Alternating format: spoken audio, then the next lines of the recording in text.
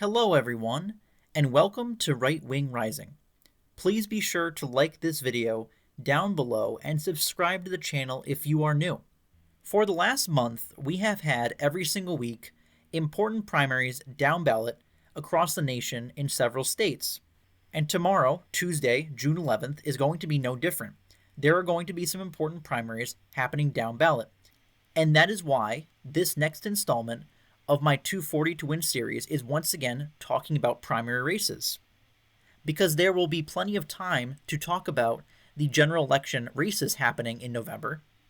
Right now, it's important to focus on the many competitive primary races happening, as these contests determine whether or not we get an actual conservative or a moderate Republican in name only as our nominees for different important races happening across the country.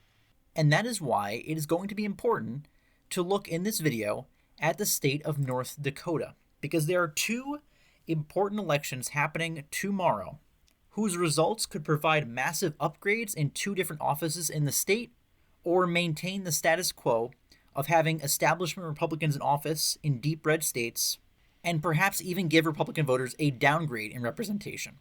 And the first of these two offices, as we can see right here, is going to be the Republican nomination for the governorship of North Dakota. The current incumbent, Doug Burgum, is retiring. He's not running for re-election. He has been heavily speculated as of late to be a possible running mate for Donald Trump. He has become a campaign surrogate of Trump and has been in attendance at many Trump rallies and also supporting Trump at his trial at the courthouse in New York. So there's a real possibility that the choice for vice president comes from North Dakota, but that's really not the main focus of this video. Instead, the focus, in this case, is on his lieutenant governor, Tammy Miller, who is running to be the next governor of North Dakota to be his replacement in that office. She is overall pretty conservative. In fact, I actually think she's more conservative than Doug Burgum, who is a solid governor on many issues, but he can tend to be a little squishy on some social conservative issues. Areas where I think she actually would provide an improvement. And she has picked her running mate as the current commissioner of the North Dakota Department of Commerce, which is not a bad selection, as he's a figure in the state government and would presumably be able to fundraise well. And the only challenger to this ticket for governor is the current incumbent representative in Congress for North Dakota, Kelly Armstrong. And he is a rhino. Massive rhino. He is absolutely horrendous. He is one of the worst Republicans in the House and has been for quite a while, since he got into office as of 2019 after the 2018 midterms. He has been absolutely useless. In fact, he's actually been a hindrance. He's been worse than useless. He has voted against censuring some of the more extreme Democrats in the House, even though Democrats did that to more conservative Republicans when they were in power in the first 2 years of Biden's presidency. Yet he voted to expel a Republican member of Congress, not just censure him, expel him, that being George Santos from New York, who was a controversial congressman. But do you really think Democrats would expel their own? I don't think so. Yet Republicans, like Kelly Armstrong, won't attack Democrats, but they'll eat their own. He's weak on immigration, he's weak on foreign policy, he's even weak on social conservative issues. He voted with Democrats to codify same-sex marriage into federal law. He is the generic version of what a Republican in name only means. And this would be a huge downgrade from even someone like Doug Burgum, who's more of a generic conservative. He's not even all that awesome. Yet someone like Kelly Armstrong makes him look that way because he's so bad. So it would be a travesty to see Kelly Armstrong win this seat. Unfortunately, Donald Trump endorsed Kelly Armstrong for whatever reason I cannot understand, especially when his other endorsements are establishment figures from the North Dakota Republican Party, that being the two senators from the state and the Secretary of State of North Dakota. So the only big endorsement that Tammy Miller has is Doug Burgum, the current governor, which again is why I'm surprised that Donald Trump endorsed Armstrong. It makes no sense that he would go against Burgum and his lieutenant governor when Trump is, according to many people, considering Burgum to be his VP pick. It's a little odd and very, very disappointing, to say the least. And as a result, Kelly Armstrong has the lead in the polls, we can see that he has been consistently polling in the 55 to 60% range, unfortunately, while Tammy Miller is stuck hovering around 20%.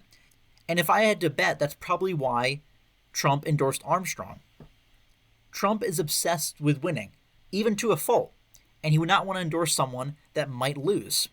But polls are also faulty. It wouldn't be the first time that a primary race, of all things, was polled massively incorrectly, and all of the undecided voters, which range anywhere from 20 to 25% in these polls, all went to the candidate that was losing in the polls and put them over the top. Now, given how far down Tammy Miller is in the polls, it's obviously a long shot for her to win, but I really hope that she pulls a rabbit out of her hat and is able to win off the back of the Burgum endorsement, because Kelly Armstrong would be a massive downgrade in the governor's mansion in North Dakota. And the other big primary race happening tomorrow in North Dakota is for the House of Representatives, as Kelly Armstrong, who currently holds the seat, is obviously retiring to run for governor, unfortunately. And there are several candidates running to replace him, as we can see down here in the Republican primary. But the main two are Rick Becker, who is a former state representative. He also ran for governor in 2020. And Julie Fedorchak, a member of the North Dakota Public Service Commission. And if we look at the polling, we can see that it's a very close race. A poll a month ago had Becker up 29 to 26 against Fedorchak, but the most recent poll has Fedorchak up against Becker 32 to 25. And she also has the slight fundraising edge over Becker, as she has outraised him by about $70,000 and outspent him by about $80,000. And this is an important one because Becker is much more conservative than Fedorchak. Even if Armstrong does most likely win the nomination for governor tomorrow, the silver lining would be Becker replacing him in the House if he was to be the nominee, because he's very conservative, and he's worlds and worlds more conservative than Armstrong. We can see that Becker got the endorsement of many conservative people in Congress. He got the Rand Paul endorsement, he got the House Freedom Caucus endorsement, and most of its members, as we can see here. But unfortunately, Julie Fedorchak got the Donald Trump endorsement, yet another bad endorsement in the state of North Dakota, for the Republican nominee for president. This one makes a little bit more sense since Doug Burgum endorsed Julie Fedorchak over Rick Becker, but it's still very disappointing to see Trump endorse the less conservative candidate in this race. As we can go to Julie Fedorchak's campaign page, and there's really not much there. It's pretty generic. She has your run-of-the-mill Republican voter red meat issues, such as secure the border, American energy, inflation, out-of-control spending, government overreach, the pro-life issue, and the Second Amendment. That's it. And there's really no substance to them. She just has these bullet points, your typical conservative bullet points, not bringing much new to the table. How would she vote on the issue of Ukraine funding? How is her foreign policy? How is she on immigration beside just securing the border? We don't know any of that. Meanwhile, we look at Rick Becker's page, we can see that he has detail to his issues, and he has a lot more listed. He talks about stopping the invasion at the southern border, of course, but he also says that he's against the liberal agenda of open borders, claiming to only be in favor of immigration for all people that want to come to America, to be Americans, who believe in our system of government and want to actually assimilate into our country, and they need to be vetted properly to make sure that actually happens. And he goes on to talk about unleashing North Dakota's plentiful energy resources, stopping regulations and roadblocks to mining and drilling.